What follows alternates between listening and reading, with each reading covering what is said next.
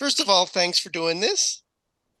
And secondly, when I list your name on the list of interviewees, do you still go by Greg Propst or Greg Brown? When I got married in 2000, I took my wife's name. Her name was Brown. She's Hmm. was Kevin Brown, his younger sister. And so, because no one could spell or pronounce, I knew people for 35 years who didn't know where the P, the S, or the T belonged, or if there was a B in it. So I told my wife, I'm just going to become Brown. And I went down, this was before 9/11. It took me longer to park at the Social Security Administration than it did to actually get a new card. I walked in, told him what I wanted to do, showed him my marriage certificate, and 5 minutes later I had the card. And changed all of my IDs. The only one I had trouble with, if you can believe this, was my Vaughn's card. The guy actually said to me, "You're going to have a court order for that." So I opened my wallet. I said, "I want you to notice my driver's license, my social security, my credit cards. They all say Brown." So I drove about a mile and a half to a Vaughn's where nobody knew me and got a new card. And as you have gone through life with a last name that everybody can spell, how has your life changed? Well, it's not so much my life, but I know how long I knew you by what you call me when you see me. At that time, I was in uniform duty with the LA County Probation Department. And so I just started wearing the uniform and it had Brown on the pill. And so I knew exactly how long I knew people by the face they made when they ran into me and they said, "Hey, Propst." And they look down at my coat and go, "Whose coat are you wearing?" Then I'd have to launch into the story. So I figured if I knew you for 25 years, you probably remember Propst or but most people know me as Brown. Now I haven't been called Propst in a long time. And Propst was a name I was adopted, so the only quote unquote real Propst in the family was my grandfather. He was German, but my father was adopted, and I was also adopted. So we all had other names. So I figured Propst to Brown, it wasn't such a big deal. Do you know what props means in German? I think it means keep off the grass. No, I Was don't it have the was slightest that a idea. favorite expression of your grandfather's? He died when I was 5, so I have only when I say vaguest, I mean vaguest memories of this very big man. Which, when you're 3 and 4 years old, everybody is immense. So So, at any rate, why don't I start this interview with you? sure. Welcome to another episode of Fair Folk at Work. My guest today, well, when I started, he was already one of the cool kids. He had a show on Drury Creek. He was a halberdier. Everybody knew him, and he was nice to everybody. I'm talking about Greg Propst, or you might know him as Greg Brown. Welcome, Gregory. Thank you. That was a nice introduction. Was I really a nice guy? That's good Yeah, to hear. there were people when you were starting out you kind of avoided because they were surly and sort of full of themselves, but you were one of the approachable ones. So Yeah, thank you very much. yeah. I learned early on, especially in drama school, the importance of ensemble work. So if you have that kind of an education, then everybody is important. I mean, think about the fair. Where would we have been without the stage? Somebody had to Right. build that. Where would we have been without the booths? I wouldn't have eaten or drank.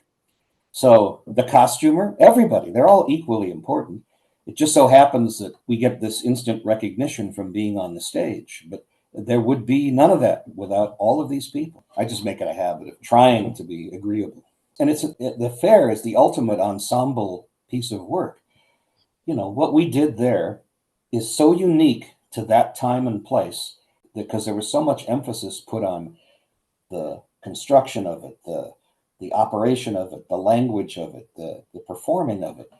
Well, let's look back on those bygone days. And I'll ask the first question that I start all these interviews with was, who was the person to say to you, there's this thing called Faire, and what did they say to get you out there?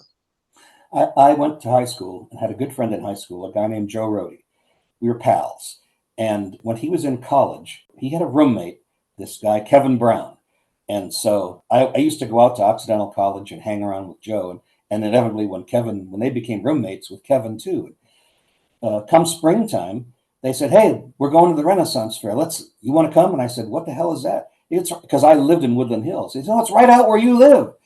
I said, "All right." So Kevin, as I came to know him, had all these costumes. So they dressed me up in an outfit, and we went out to the fair. This is 1975. I went out there and we went inside, and I was overwhelmed, of course, like everybody is when they first go there, because there's the sights and the sounds and even the smell of the place. I was over near, I guess back Witch's Wood. Ruthie Barrett was there, and she was working with a puppeteer named Craig Figtree, and he would manipulate this puppet, and then she would sing these period songs. Some of them were very mournful, and I was hypnotized by that act. To me, it was transcendent. I just stood there staring with my face hanging out at this really simple performance, but it really struck me very deeply. And I went back to see it 2 more times. And I came back twice during the run of that fair and made a beeline just for that spot and would watch that show over and over again in amazement.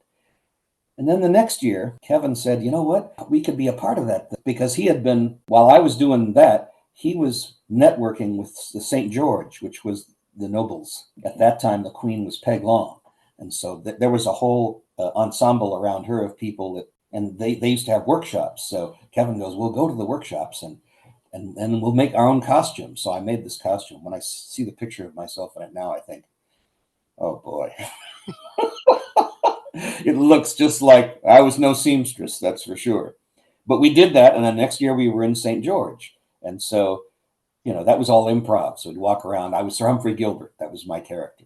And I walked around trying to get people to finance a trip to the New World. And Kevin, in a display of genius, the longer I knew him, the more I realized what a genius he was. He would cut the pages out of old books in the Oxy Library, and then he would take this old paper and he would do pen and ink letters. And so I had letters and maps, and I'd be, he if he couldn't find it or buy it, he would make props. And so when I was with St. George, one day there was this tremendous ruckus. This is when the nobles were back in Witch's Wood before they stuck him up the big tree near the mushroom pie booth. There was this huge ruckus, and in came the Tottenham Halberdiers, led by David Sprinhorn. And Theo was there, and Pat Bannon was there, and Gary Randall was there, and Chris Banks was there, and a whole bunch, Alan McGree, a whole bunch of people that I was going to become friends for life with.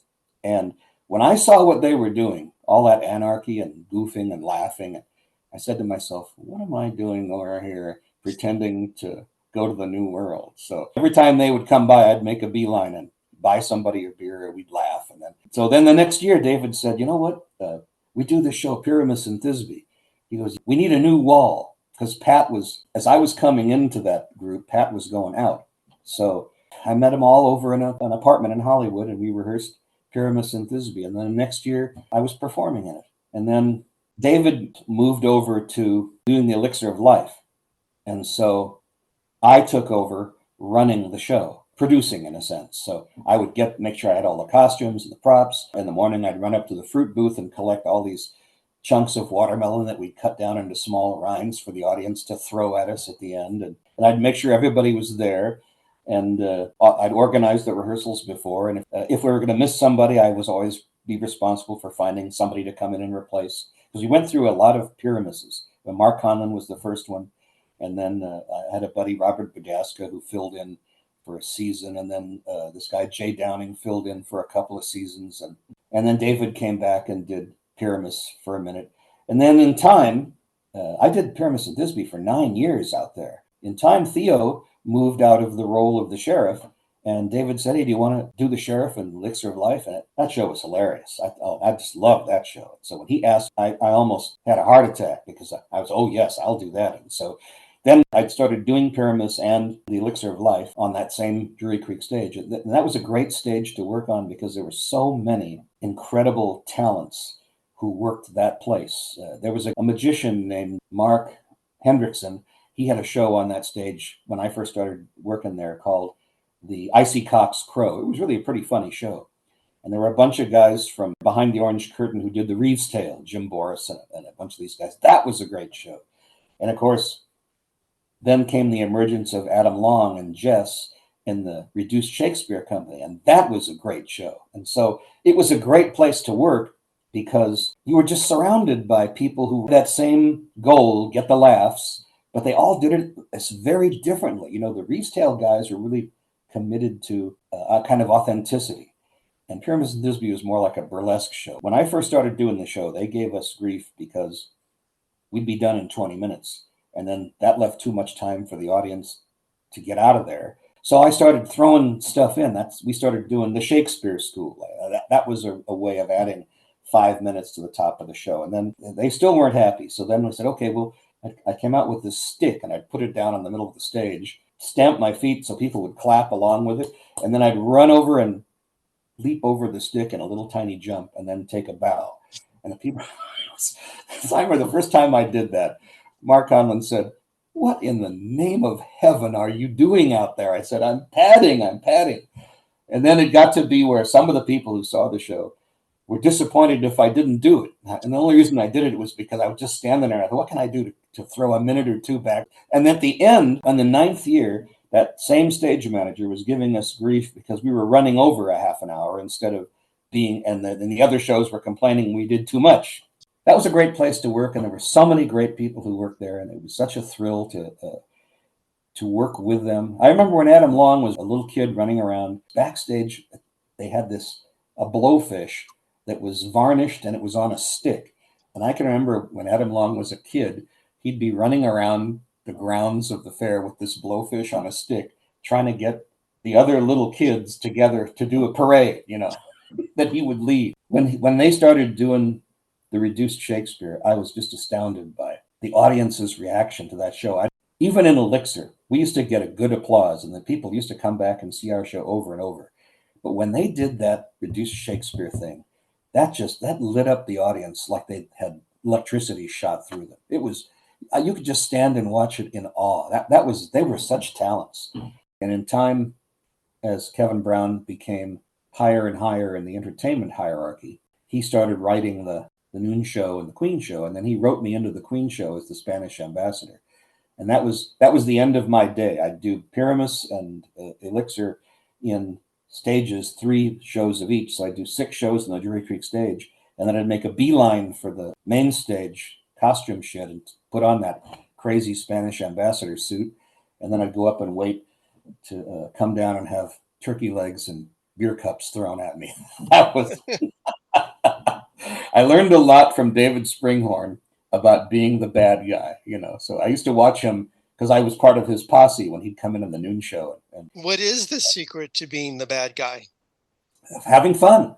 You really have to have fun. I used to love it when he'd raise his arms high in the air and then he'd give him this, I used to do that as I was leaving the stage, the Spanish ambassador. And the other thing that I did, we rehearsed it a number of times. And in one of the last rehearsals before the first time that Spanish ambassador part of the show was performed, we were coming to the point where she knights Sir Francis Drake.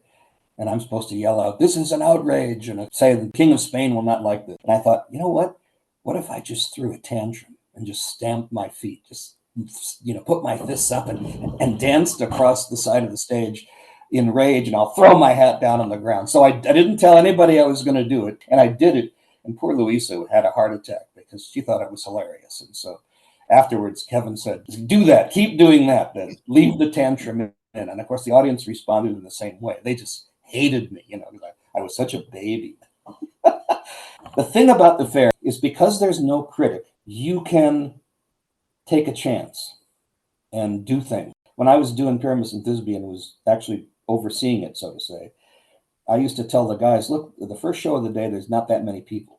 So if you think of something, we've been doing this for years, just do it and see how everybody will react. Maybe it'll be something. So we used to it's like jazz. When you're with the same people for a long time, you feel confident to go in a direction and see if everybody's going to come with you. Maybe the audience. We did a lot of stuff like that. That's how the Shakespeare School got going. We got the guy, Greg Bell, who played Shakespeare, to show up during the start of Pyramus and Thisbe, and he'd come down and give us advice before the show. And then as soon as he'd be out of sight, we'd say, he'll never beat Gamma Gurton's needle.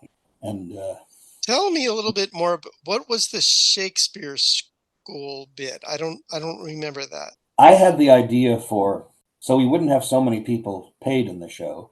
We'd get an audience volunteer. So we'd get somebody to come up out of the audience, and then I'd give them, now is the winter of our discontent. I'd say, repeat after me. Now is the winter of our discontent. And he'd put his arms up and say it. And may it glorious, by this son of York. And then I'd have him do all the poses I did. And the audience would go, that's great. And they'd applaud. And then we'd take him backstage and we'd have him wear the lion mask. And then in the Pyramus and Thisbe, he would come out and be the lion. And his thing was he'd come out and the mantle, she'd leave her mantle behind and we'd tell him, just spit on it. Don't worry about it. Just spit on it. And then when he'd spit on it, the guy playing Pyramus would react with shock as though that wasn't supposed to happen. And he'd always say, he'd turn to me and he'd say, he really did it. And this guy, Jay Downing, who played Pyramus, got a laugh on that every effing time he did it. He made it look just like he was really shocked. Mark did a good job with it, and Bob did a good job with it, and so did David.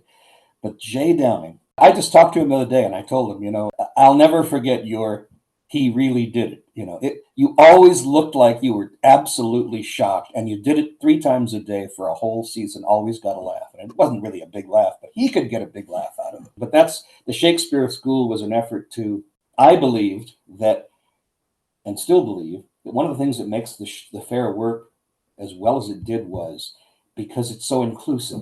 And so if you can find a way to bring just one person in out of the audience and let them be a part of it, then the audience really gets on your side because they see, oh yeah. The beauty of it is that here's this person who's now included and who's having the time of his life, and we're making it happen for him, and he's making it happen for us, or she. And I took that with me to Universal Studios. When I left the Faire, I went to work warming up The Adventures of Conan the Barbarian on the Universal Studios tour. And David, believe it or not, was there ahead of me, and they were looking for somebody to fill in other days in the week. So he said, oh, I know somebody. So I came up there, auditioned for them, which means I watched him do it once. And they said, can you do that? And I said, yes. And they said, do the next one. So I went and put on his sweaty costume and his microphone. I went out and did it. But he did a very simple kind of warm-up. It was just talking to the audience. And I immediately said, oh, Universal Studios, they're coming to a movie studio. Here we go again with the implied promise that you can be a part of it if you come. So I used to pick a guy out of the audience, and before the show would begin, I'd mark him with a balloon sword. I used to make balloon swords and things, and I had this big jester suit. And I'd give him the sword and say, okay, hold it up so I remember who you are in the dark. And I'd do making the man be a barbarian and making the woman be a barbarian. And it was the same thing because the people love to feel like they're a part of it. And that's a big lesson I learned from the Faire, because the Faire was one of the most inclusive performances. We were all a part of it, and the audience as well. I did an interview with Judy Corey, and that feeling, making everybody feel that they were part of the show, was integral to, I think, Judy and Phyllis's perception of the Faire. It was part of this theater movement that said everybody was a performer. Nobody could fail. And that the thing I appreciated about it was the feeling that you brought people up to make them part of your show. You didn't bring them up to insult them. One time we had I picked a guy, and when we got up there, we found out he was deaf. I said, Mark, hey, it can't look like we're making fun of this guy, because the audience knows, and something that we didn't know, that he has this, that he's deaf. So luckily for us, we had a signer.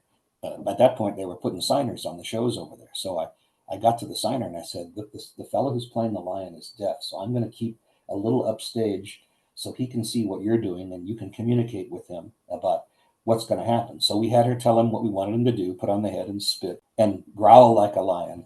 And the audience just loved that guy. They just loved him because they saw we did too. We weren't making fun of him. We were making him a part of the show.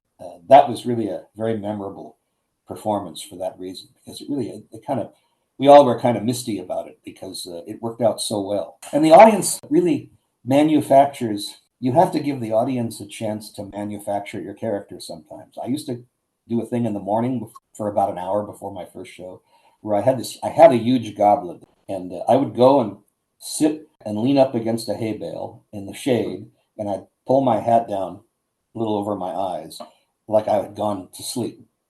And then you'd start hearing customers coming.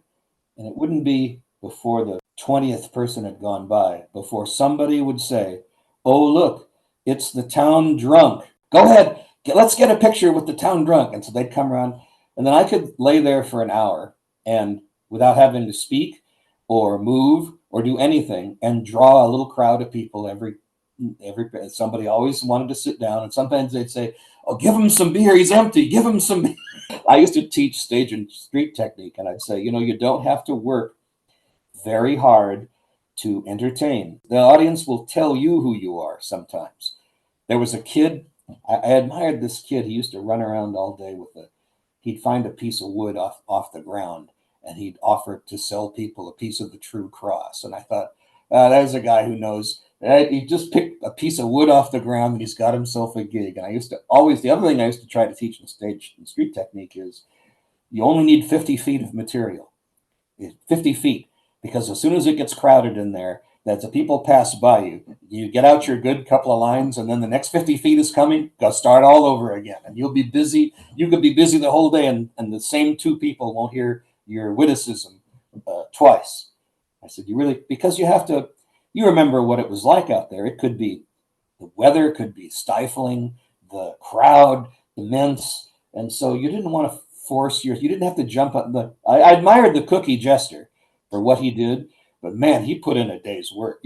Every time you'd pass by that guy, he'd be jumping up and down and hollering, and I thought, oh man, that's a lot of work. I would try to teach people, make it simple on yourself. You don't have to be too complicated to be funny. There was a guy at Universal, I used to watch him a lot. He played Charlie Chaplin, and he warmed up the Wild West show. I'm not sure what the connection was there, but his whole thing was he'd walk around as people were coming in, and he had a little tiny feather, and he'd tickle somebody's ear with the feather, and they'd be like, and they didn't know he was doing it, and this huge audience that was building in the arena would be roaring with laughter at this guy, and that's all he did. His whole act was tickling people's ear and then pretending like he didn't know what was going on.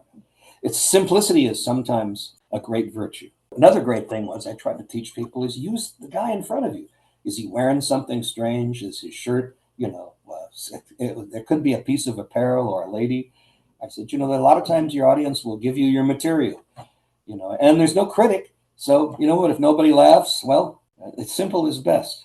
That's what was great about, I think, the Reduced Shakespeare Company, is that there was a real an almost childlike simplicity to what they were doing. Yes, doing it backwards and doing it upside down and all the things.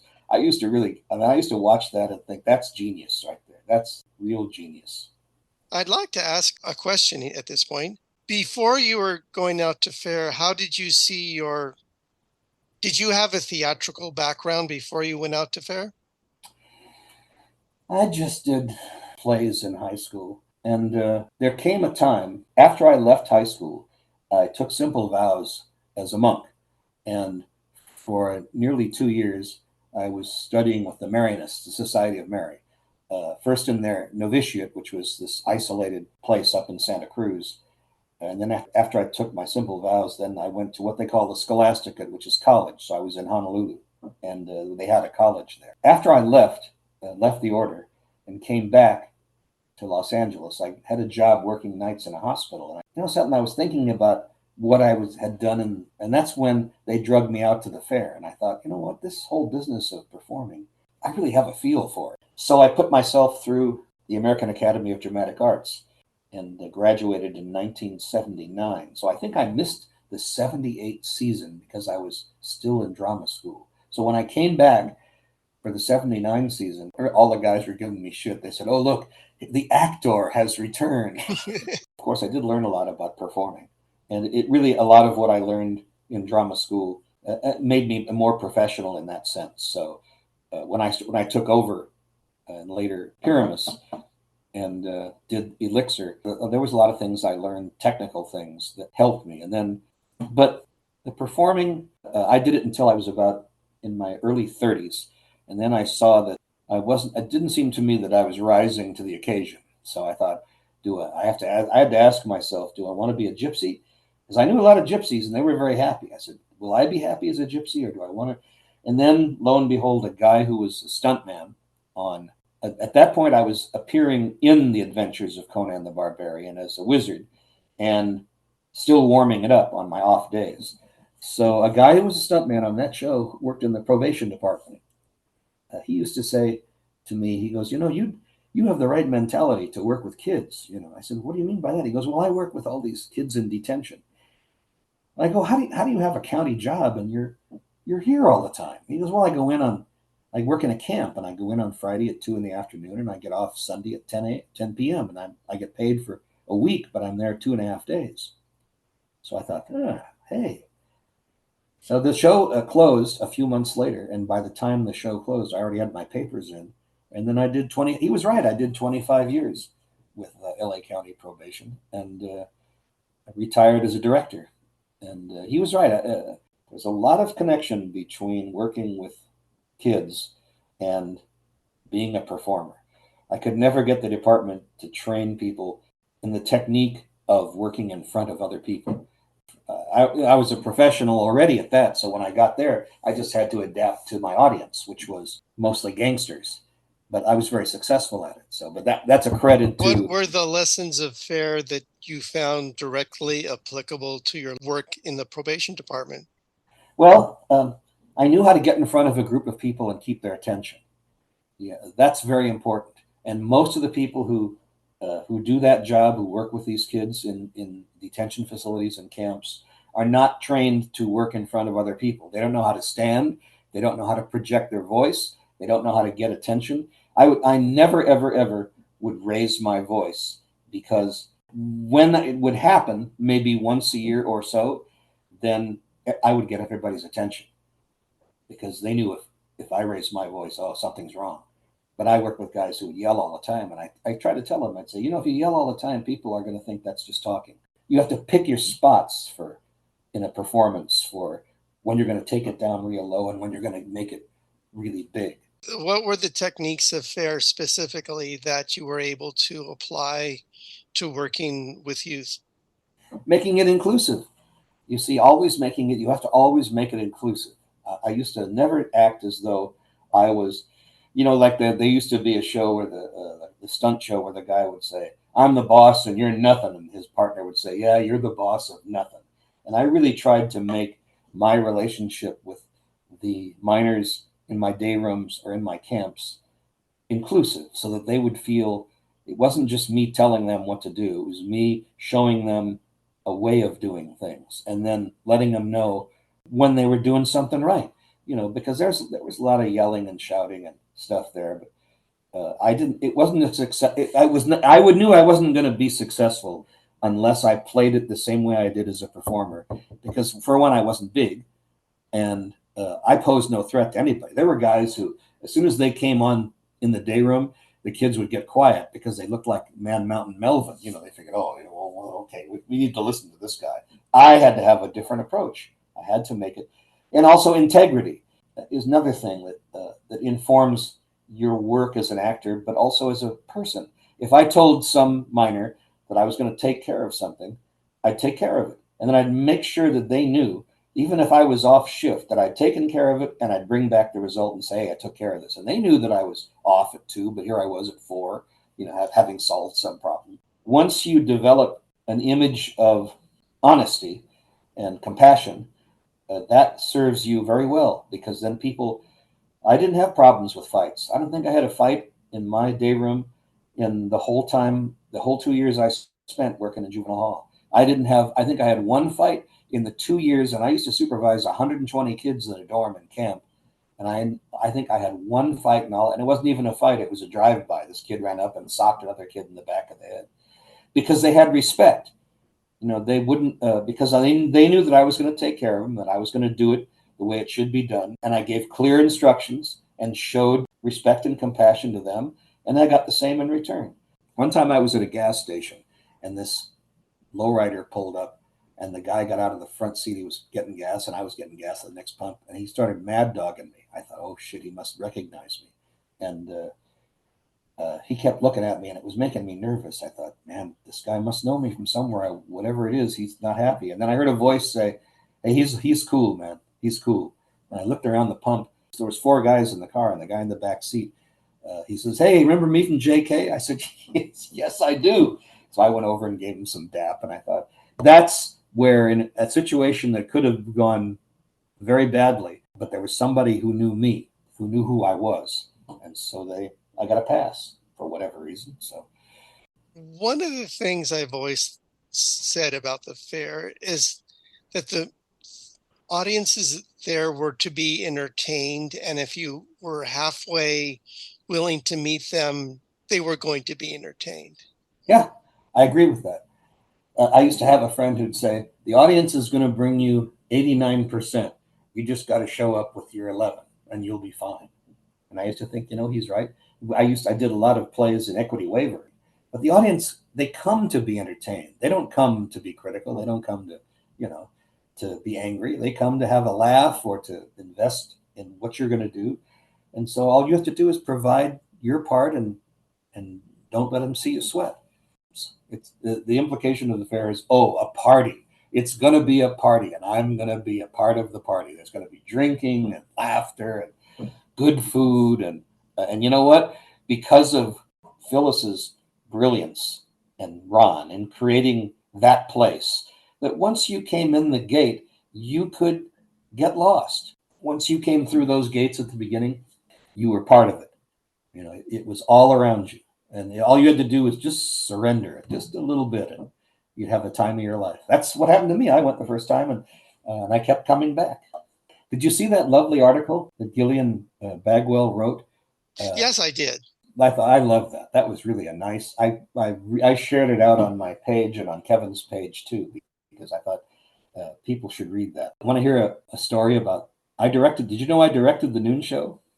I directed it for one season, and I got fired because I just loved the brewmaster, Buck Cartalian.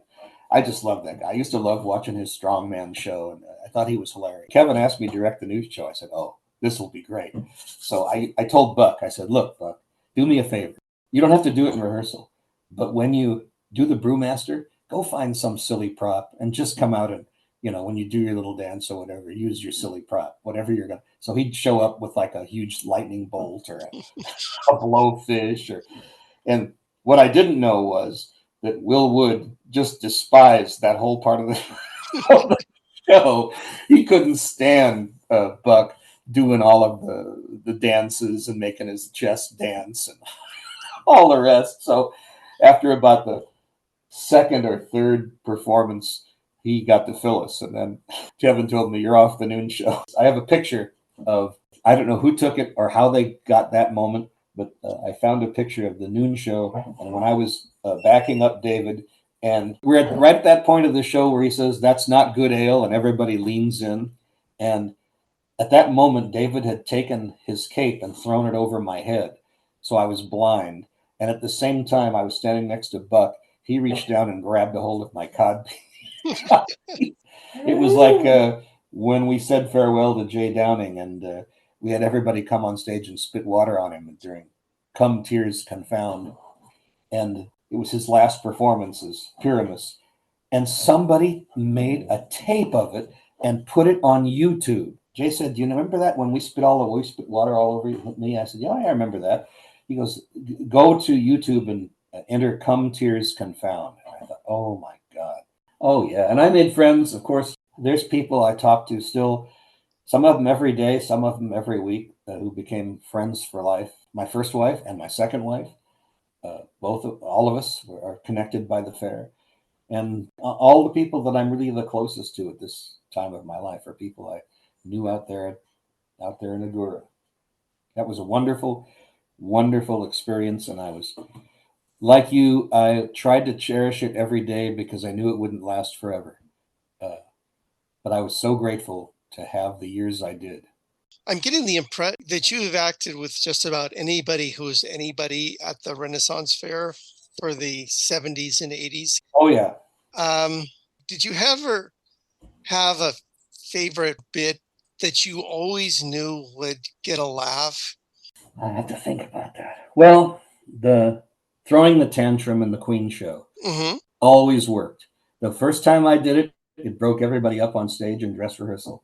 And so Kevin said, "Keep doing that." And then it worked every time I did it, it worked. People, and of course, people love to hate a crybaby. So Right. that was, I did it not long before I'd leave the stage, and so I'd leave the stage up that center aisle, and man, the beer cans and the turkey legs and used to ricochet off my body. And the Elixir of Life, it was a uniformly funny show. I was so thrilled, really, to be a part of what they were doing for the 5 years that I did it. That Did the you whole, work with Claudette and Gary? Was that the other people that were in it besides David? when I was doing it, it was Gary always played the assistant, and there were a couple of different Demelsas. Chris Zeta, I think she was the original Demelza in the show at Southern Fair, and then Jeff Markle took her place and did it in drag. And then I actually did it at Northern Fair.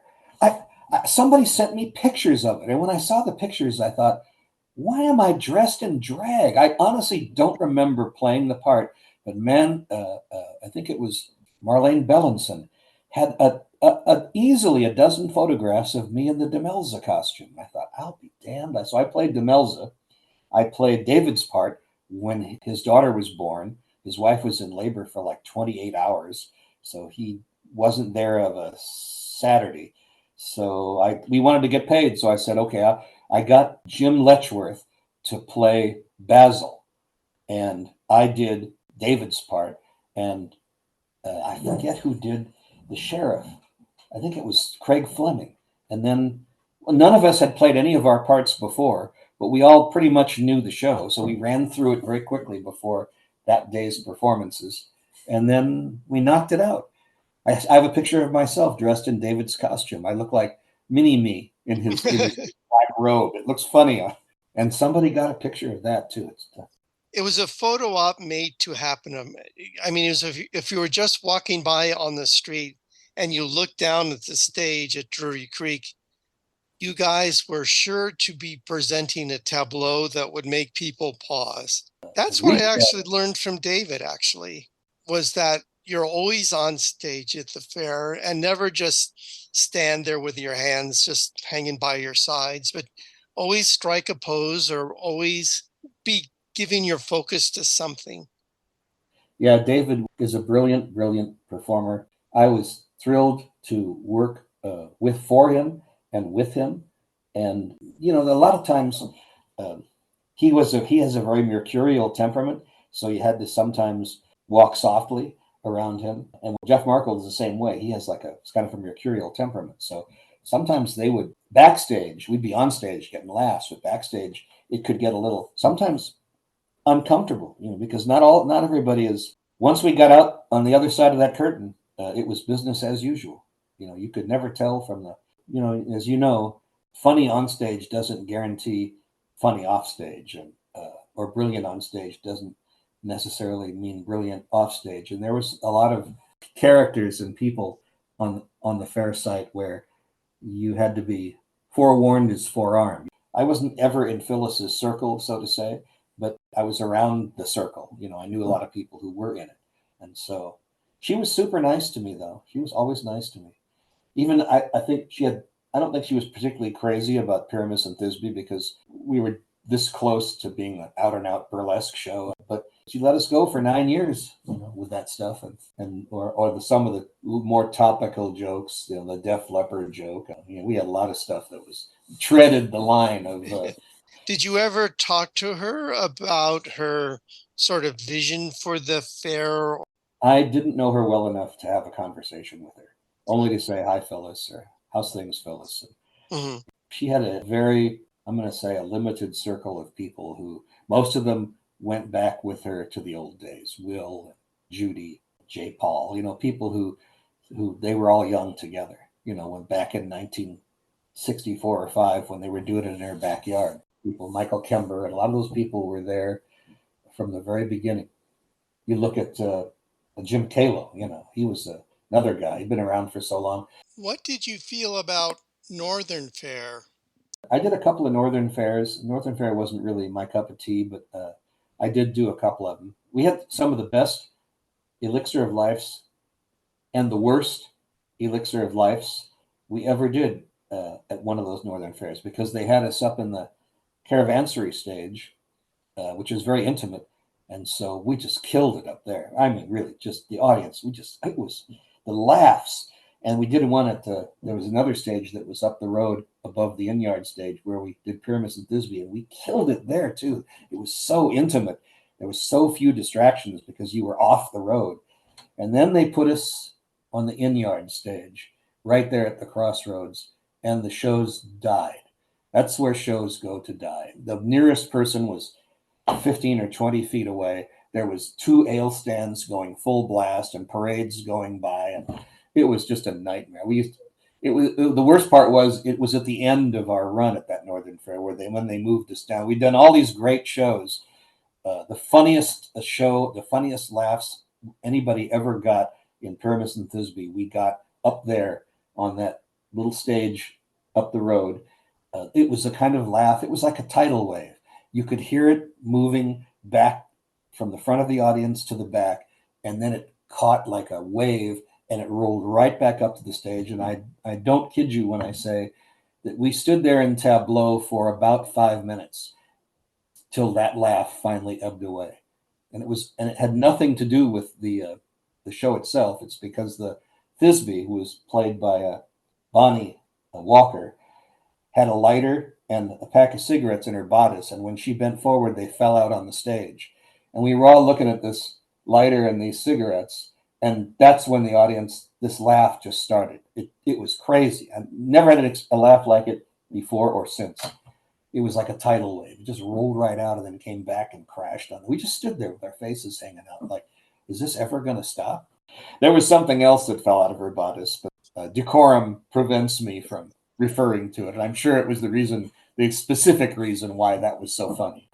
I used to tell people, you know what? It's a lot more fun to work there than it is to come as a customer. There's a former Pyramus and Thisbe gentleman down here in Oregon who is now teaching high school theater, and he's uses a lot of Faire techniques, and he's successfully, I think, passing them on to, and his name is Shannon Derry, of course. And he also has done an interview with me, and he teaches sort of Faire techniques to high school kids, and he finds that they are also very effective in just relating to kids to him and him to kids kind of thing. And some of the Faire lessons he's learned, he's incorporated in his lessons to his high school kids. There was a lot of people who I learned from out there on that lot. Billy Scudder was one of them. Will, of course. I don't think I ever saw Will out of character. Sometimes even backstage. When you'd catch him backstage, he was so quiet that sometimes you wondered if he was there at all. But man, when he would go out there into the audience, he would just blow up. David, of course, David Sprinhorn, a person who's the unsung hero of Pyramus and Thisbe, was the first Thisbe, Chris Banks. She made all of the props and a lot of the costumes. And she made some costume items for me later on when I was over at gesturing at Universal Studios. She's really, really, really a very talented person and very funny. What did you get from Billy Scudder? Watching the way he was another guy he didn't do a lot, but what he did, the audience saw it. You know, he played this sprite, the Green Man, and his commitment to it was such that he didn't have to be big. He could do things like walk around with a flower or hang from a tree. People would just stare at him like Peter Pan. You know, they just were entranced by him. He was the same as Will, but where Will was big, Billy was small. And when you watched what he got out of the little gestures that he made, it informed some of my choices, like laying down by a hay bale I got that giant prop cup. I said, okay, I'll just lay down here and let the audience do the work for me. And of course, Luisa Puig, she was a wonderful friend. And one of the years I did Northern Fair, I was her chauffeur. Phyllis had me rent a car, and then I'd drive her up for the whole run of the Northern Fair. And one time we got stranded in Coalinga because the car broke down, and they towed us into Coalinga. There's not much there. We went in and had dinner at this chicken restaurant. We were sitting out in front of it, and a guy pulled up in a pickup, and he said, I'm your pilot. And we were like, what? He says, I'm your pilot. You know who Phyllis is? Yes, we know Phyllis. Come on with me. So we went with him in his truck to his farm, and he had this Cessna, a four-seater. He pulled it out of his barn. He had like a little airstrip with a windsock that was part of it. And then he flew us up to this little postage stamp airport up in Marin, and somebody came and picked us up, and we got like into the fair site at like probably midnight by the time we got there. We were sitting there, we were looking at each other inside this little plane, you know, and we're looking at each other like, how did this happen? I told her, I said, if it had just been me, I'd still be eating chicken down in Coalinga. They can't do without you. It turned out later on that the guy we rented the car from was arrested for murder. Oh yeah, Luisa she's another one. You know, when she was on, she's another one who could be as big as you can imagine. Yet, in spite of the fact that physically she was a very diminutive stature and very quiet in real life, because we spent a lot of time bullshitting and talking, going back and forth at the Northern Fair side. We got to be good friends. I was very impressed by it. She has a very rigid control when she was playing the queen. I never caught her out. You know, once I tried to break her up. I came as a Spanish ambassador. She was holding court in the Northern Fair court site. And I asked her if she wanted to be introduced to my lovely niece. And she said, oh, yes. And I said, this is my left knee and this is my right knee. Her face, I'll never forget the look on her face when I did that. I was impressed with Luisa in that she had an impeccable sense of where the scene was and how to move it along and how to come to a conclusion. And Mark and I would just do whatever was in our heads. And she would find a way to say, and that's very nice. And now you need to go along. And then you'd bow and scrape and say, yes, Your Majesty. Yes, Your Majesty. She was the consummate sort of ringmaster. I have to say you're right. Even though I knew she was improvising, it seemed like she worked from a script that only she knew the pages to. Because Yes. as you say, you could never catch her out. She always had a segue or a way of moving from one thing to another that was seamless. I never saw her caught out. David was the same way, except that where she seemed to have a script all her own, he seemed to have thrown the entire script away. Just like anything could happen in front of him, and he could make that work. Yes. I think that's the perfect distinction between the two of them.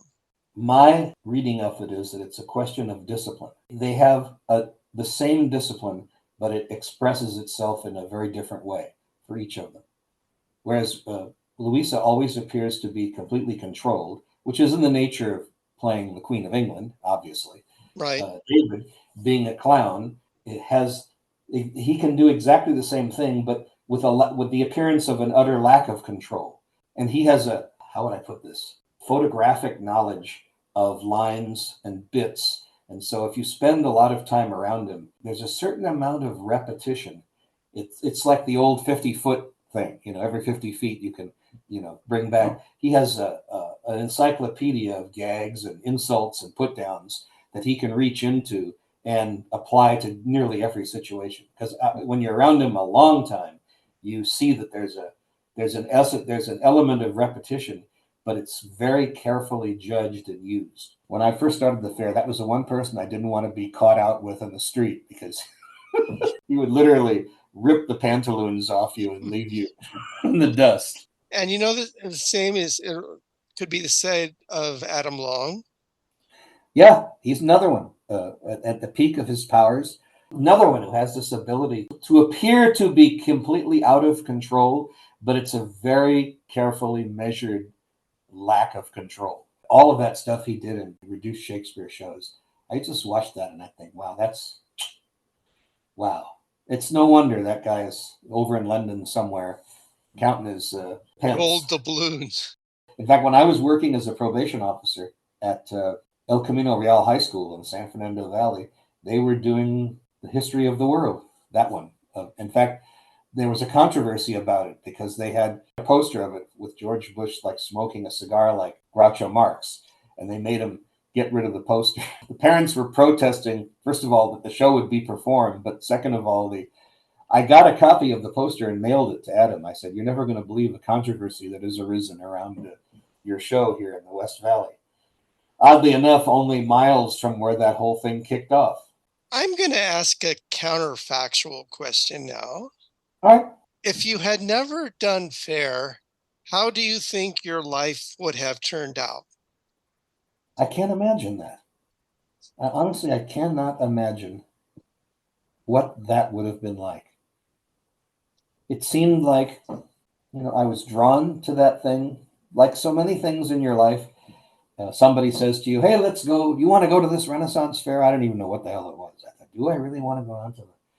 Yeah, okay, let's go. And then you go, and being there changed my whole life and helped me in so many different ways, and the way I relate to audiences, the way I relate to other people, the things I learned about myself and the discipline of performing. I'm sure I had the equipment to have learned all that somewhere else, but I'm not so sure I would have wound up in drama school or either of my marriages or where I am right now, because your life is it's a road, and you come and there's quite a few turnings in that road and crossroads, and there's something to every turning has a lesson in it, and sometimes a few lessons. I don't picture a road that didn't include it. I couldn't see it. What would I have done? I'm probably going to lay awake tonight thinking, what would I have done if I hadn't done the fair? Oh, I know. I would have worked at Knott's Berry Farm. A lot of people who did the fair worked Knott's or worked Universal Studios, or the two jobs that everybody worked in the Valley sometime or another is Universal Studios or McDonald's.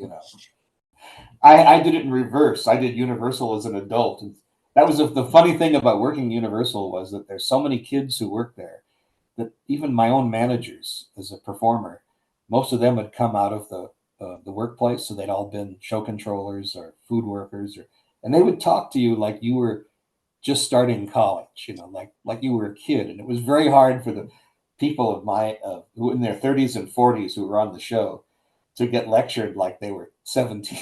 17.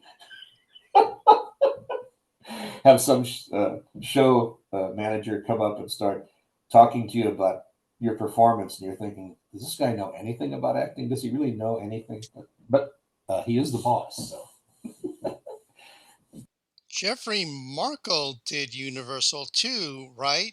The Blues Brothers or something? I got him on at Universal. You did? By the same token that when David was working there, warming up the Conan show, and they said, we need a guy for all 7 days. He said, oh, I know a guy. So he called me up. He goes, hey, you want to audition for the Jester at Universal Studios? I said, yeah, sure. So I went over to audition. So then David went on to do W.C. Fields and quit doing the Jester. And so I started being a full-time Jester. And they said, hey, do you know a guy? I said, oh, yeah, I know a guy. So I called Jeff and I said, hey, you want to pick up a couple days a week working at Universal? He goes, sure. So the same thing. I brought him down. He saw the show. He said, can you do that? And so he started doing the Jester. And then he moved on from that to the Blues Brothers and then appearing in the Conan show. I think he was a wizard too. I don't know. Maybe he just went on to do the singing. It was like a word of mouth kind of deal, getting on at Universal back then. There wasn't a whole lot of guys they could hire to be a court jester who has that kind of experience. The Faire groomed me for the 6 or 7 years that I worked for Universal Studios. In fact, Jeff was just doing a play in September and October at the Laguna Playhouse. He was appearing in The Rainmaker. Yeah, he sent me a text because when I first met him, we were both members of this little theater company out in Silver Lake called The Colony. He did this one-man show of Mark Twain, like the one that he had put together in the same way Hal Holbrook put his together. And he used to do this incredible makeup. It'd take him like 3 hours to get that old man look. And he said, remember when I used to take 3 hours to look like I was 70? He goes, now I just show up to the theater 5 minutes before curtain and splash on some aftershave. Well, let me ask my last question. Let us say there is something called the Phyllis Patterson Award for Achievement at Faire, and it is time for your acceptance speech. This band has been told to sit on its hand. You can take as long as you like, but give me your acceptance speech. Um, I owe it to Joe Rohde and Kevin Brown. And from the minute I came through that door, every person I met contributed to that. Everybody, the people who came before me, the Judy Coreys, the J. Paul Moore, Phyllis and Ron, and all of those old timers who informed and shaped what I was going to become, and all of the people who made that magic happen. The craftsmen, the the guy who ran the water truck, the food stalls, the costumers, the musicians. Don't forget the musicians. Oh, did I love them? None of that magic, none of it could have been created without this communal effort.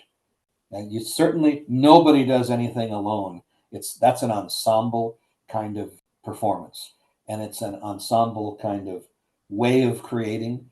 And it taught me so much, and I'm grateful to have had that experience. Okay. Now I'm going to tell you something off the record. So when we were still living in the Santa Clarita, they had an Indian powwow over at the park there in Saugus. So we went down to see it. It was only 15 minutes from the house. And we went inside the Indian powwow, and they were set up doing their traditional dances and songs. They had like this sort of an arena that was surrounded by hay bales as seats. And we went and sat down. And while I was sitting there, I got the smell of that wet hay bale. I just smelled it, and I got like the strongest deja vu, the strongest feeling of it was like being there for just a few minutes, smelling that wet hay bale. You know the way they smelled the first thing in the morning when the Very water. much so. Yes. Yeah, man, I told Kathy, I said, "Oh man, I've got deja vu for the fair." Yeah, it had been 25 years since I'd smelled a wet hay bale, but man, the sensation of it really hit me. Great. You know, I was thinking the other day about. You remember Sally Schneider? Sally Schneider? No, I don't think so. She worked in props, and she was also acted out there. I dated her for a while. She was really a special person. And one day, uh, she lived in up north, and she roomed with one of the people from the fair, and she got popped for a DUI, and they bailed her the next morning, and then she walked into nothing. She disappeared. Nobody ever saw her again. The car still there, impounded. Her purse turned up in her mailbox, but no. From that day to this, and it's coming up on 30 years. They have a little website, the Tea House of the Mullah Nasruddin's donkey, where they have a little thread devoted to uh, whatever happened to Sally Schneider. She was really a very talented artist. And I had Thanksgiving dinner at her house. Here's a story you'll like. Her father was a professor. Her mother had a law degree, and she was a realtor. Her brother had he was on an FM radio station with a show of classical music, and she had another. And so here I was invited to Thanksgiving dinner at this house. A guy who was basically working the Renaissance Fair with no real education at all. So I felt like I needed a phone book to sit on so I could keep up with the conversation. But we got through it, and I noticed this was Thanksgiving, and I was a starving actor then. And so I watched to see what they were going to do because I didn't want to look like, like loading up my plate, you know. So I noticed they took these very like delicate portions so that, and remember, this is Thanksgiving, so that you could still see the plate between all the different things. So I did the same, and I was watching. I ate my little, peas and a little bit of turkey and a little bit, and then I realized that none of them were having seconds.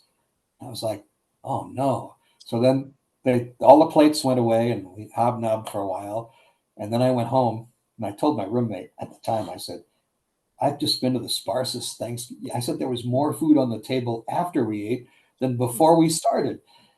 He said, you know what happened? He goes, as soon as you went out the door, they ran out there and started shoveling it in because they were probably being polite to see, You were gonna, and that was the only Thanksgiving on record where I came back and had like 3 corn dogs, frozen corn dogs, because I was still hungry from the diet Thanksgiving dinner. Yeah, that's my happy memory of Sally Schneider. Wherever you are, I hope it's a happy place. So That's my November 2023 interview with Greg Propst or Greg Brown, depending on when you knew him. That's it for this episode of Fair Folk at Work. If you'd like for me to pass along any comments to Gregory, email me them at djng@earthlink.net. Questions or comments for me can also be sent to djng@earthlink.net. Finally, if you or somebody you know would like to be a guest on Fair Folk at Work, you can email me at djng@earthlink.net. But that's it for this time. Thanks for listening. Bye bye.